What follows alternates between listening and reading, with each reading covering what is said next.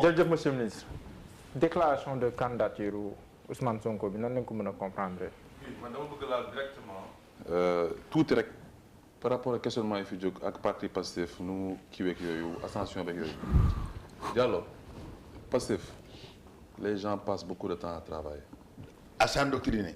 xam nga dama lay wax benn affaire en 2019 bi ñu dem élection yi bi ñu gagné 2019 résultat yi génn man sama exemple laay joxe mois bi stop je me suis enfermé un mois waroon am samay congé jël un mois yooyu noonu ñu boole mag 8 xale man ma def étude organisationnelle Pastef département yi nekk Sénégal yëpp ak commune nekk Sénégal yëpp bu ñu xool ñun suñu structure niveau de structuration fan la toll pare def mémorandum jox le président jox l'administrateur jox le responsable de la massification ñu am un document de suivi boo xamante ne mooy liggéey ci pilotage bu parti bi ak naka lay implanté wu cat ba cat ci kii. Sénégal le nombre de cellules ak le nombre de milliers de cartes que les gens impriment c'est extraordinaire. non non ñoom organisation tam parti ngeen amul tam. ils s'endoctrinent. xam nga démb si wax ji. ils sont bien organisés. dégg ngeen question écrite yëpp Ousmane Sonko génn. waaw loolu nag c'est beaucoup de boulot. parce que question écrite du ay caaxaan l'autorité écrite n'importe quoi ça demande des réflexions ça demande du travail élaboration conceptualisée soo ko mën a joxe lu crédible te yu bëri xaar na ko mais joxuñu ko réponse parce que dañ ko war a jox réponse obligatoirement te joxuñu ko donc y a du travail derrière sérieusement cadre yi ngay wax nii ñun Ousmane Sonko wala Macky Sall kenn ci ñoom mënuñu endoctriner parce que xamante wuñu woon dañoo dem jàngi ñoom ñu jàng seen jàng ñu ñëw nekk seen rak ñu am lu ñu teg Sénégal ñu yaakaar ni war nañ si mën a participer mun noon sax sa doom yow Pastef la man gëm naa ne sa doom Pastef la gëm naa ko xanaa la moo tax jeunesse bi amul kenn ku ci rëcc.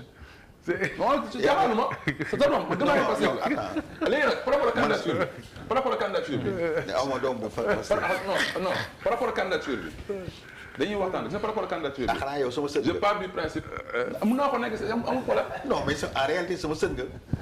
ah d'accord amul problème j'accepte man c'est la bokkoon parce que non sama sën nga sax.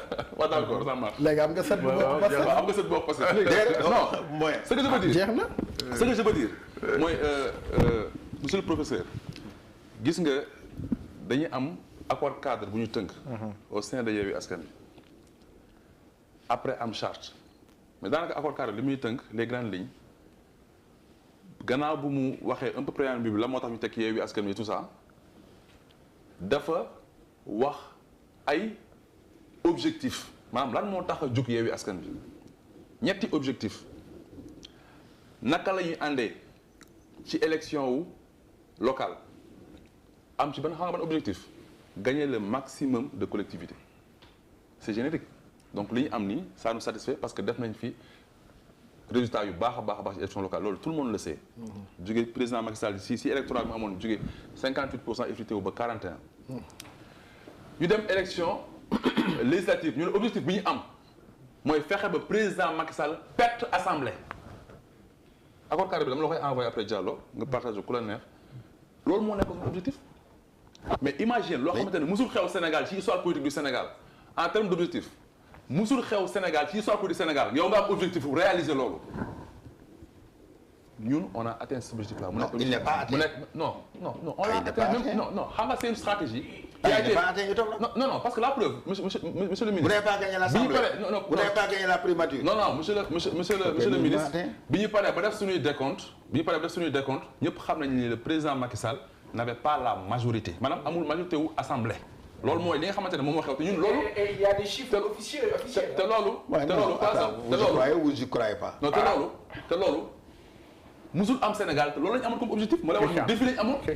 te on a travaillé pour teg une stratégie qui a été payante mooy gannaaw bi ñu amulee PDS ak ñi mu àndal bokk bi Yewwi Askan bi xam nañ ni. am na bokkuñu dañ ànd ak yéen. am na collaboration. attends dañ ànd ak yéen c'est l'intersyndical. dañu ànd dama ne.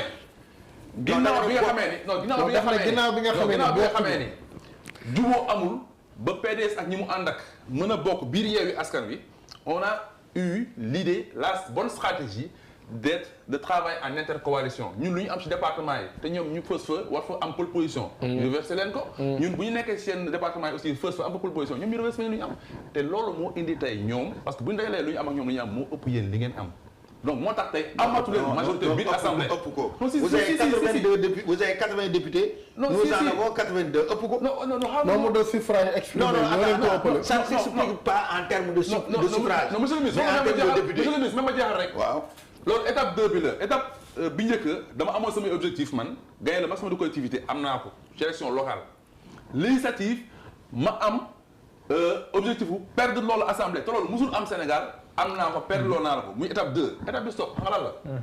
naka la ñuy demee ci élection présidentielle yi xam nga lu accord cadre bi wax dañuy dem ci élection présidentielle yi mën nañ sax am lu ñu wax ay candidature plurielle multiple waaye su boobaa nañ jàpp ne ñi ñëpp nekk constitué ay partis et mouvement nga xamante ne ñoo génnee ay candidats yooyu noonu kenn ku ci nekk am nga droit demal sa bopp mais dañuy d'accord ne kenn si ñun bu demalee président bi ba jàkkaarloo moom deuxième tour kenn ku nekk si ñun moom la war a jàppale nga xamante ne nag suñu Yewwi Askan bii ñu am dañ ko tantee day continuer dañ koy téye mu nekk plateforme boo xamante ne mooy surveiller élection yi moom charte bu ko téye aussi.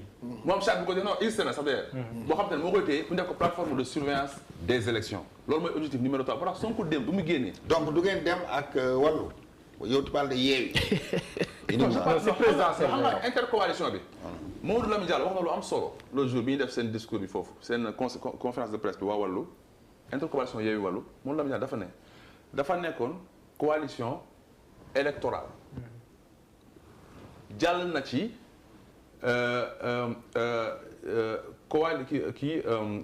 entente de législature maanaam li ñu taxoon jóg dans le premier temps mooy fexe ñu gagné léegi jóge nañ ci loolu avancé xam nga ci lan mooy coopération bi ñu war a doxal biir assemblée ba téye assemblée nationale bi donc ñoom ci loolu lañ nekk tey foofu lañ toll si léegi nag ñun xam nga local ak législative yëpp ay nit ñooy ànd def ay groupe ñu leen di falandoo présidentielle c'est un être humain benn doomu aadama la moom ak staffam ak shadowam ñooy ànd jàkkaarloog askan bi di laaj baat loolu individualité la moo tax démb Ousmane Sonko taxaw wax li mu wax ça n'enlève en rien la possibilité ngeen gis ñenn ñu nekk Yewwi wala ñenn ñu nekk Wallu ñu ne ëllëg candidature bii dañuy soutenir mu di Ousmane Sonko. D'accord. Donc ba léegi dàqantewul nous on avait des objectifs moo tax assemblée ba lu fa mën di xew tamit jëndante beeg jaayante beeg yëpp amul benn problème débat dina fa posé wu parce que quelques poignées de députés la ñu amoon mais léegi on a quand même 80 députés yoo xamante ne bu ku nekk yéegee jël temps de parole rek débat yi dina posé wu par force. C'est excellent pour le Sénégal. kenn du fa nekk te loolu mosul am Sénégal kenn du fa nekk di dafa voter ay loi sans débat. léegi Fadilou est-ce que monsieur le ministre am na tam nu mu wax est-ce que nekkul njëkkanteeg justice ak dossier bi nekk en cours moom moo tax ngeen teel a déclarer seen candidat ngir ëllëg bu mbir amee ñu ne ah dañoo xam ne candidat 2024 moo tax. mais Diallo tey man je suis à peu près sûr que ni Sénégalais yu bëri très sincèrement Diallo. bul dara ñu xool élection yi rek nu mu demee Ousmane Sonko sa candidature amul loo gën a évidente au Sénégal amul. très sincèrement coalition bi ñuy wax Yewwi Askan bi mais la machine buy porter Yewwi Askan bi mais c'est la structure de Pastef générosité bu extraordinaire la Pastef def di consentir effort yu bëri di muñ di dëgg bal bi di bàyyi ñenn ñuy dox seen kaw Thiès xool li fa xew Birame Souleye kan moo ko gënoon mën a place pour mu nekk mairie de ville. donc les jeux ne comptent pas. non waxul loolu de. ah moo ko loolu. non mais je dis pourquoi vous voulez couper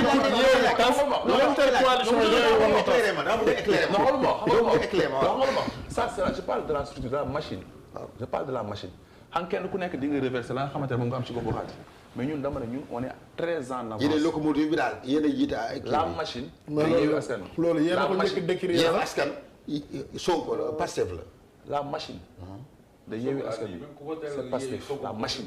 c'est Pastef léegi nag moo tax ñun. ba ko ñu habitué ñoom kii lu ñu fay def ak ñoom ay de Mbodj ak ñeneen ñoom. mais ñoom yéen gis ngeen élection législative nu mu demee.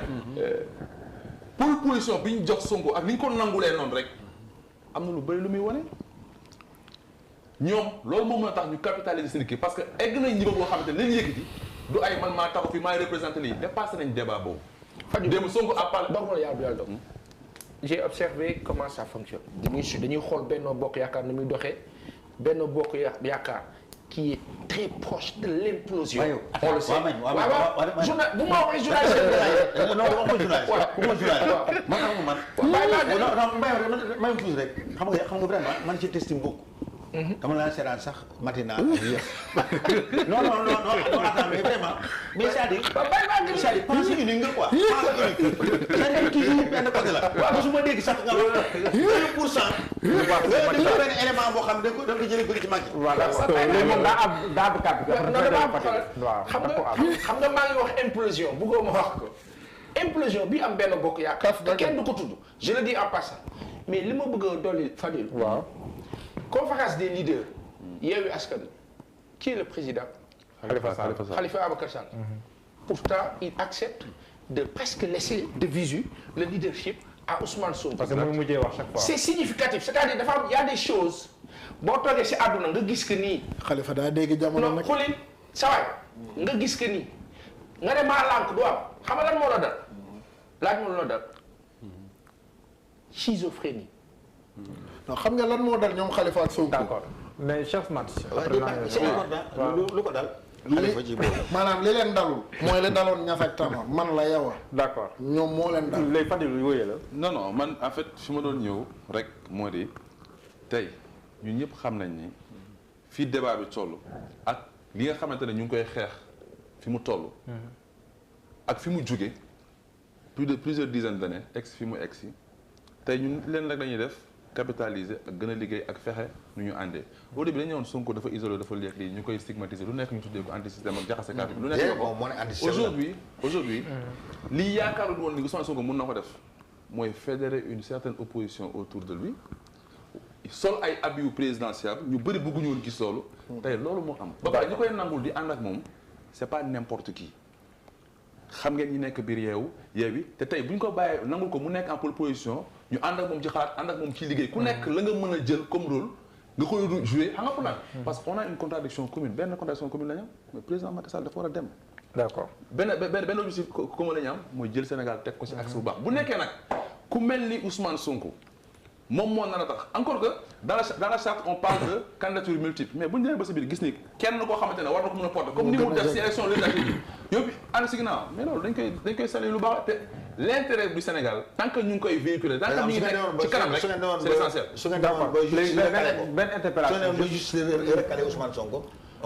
non justice kenn la mën a recalé mais président Macky Sall bi nga xamante ne amul droit. d'accord léegi benn communiqué parce que am na sax presque ne ministère des forces armées à travers le colonel Moussa Coulibaly Sonko lay tontu mais tudd nu Sonko en fait mais dañoo ñëwaat pour def ay précision si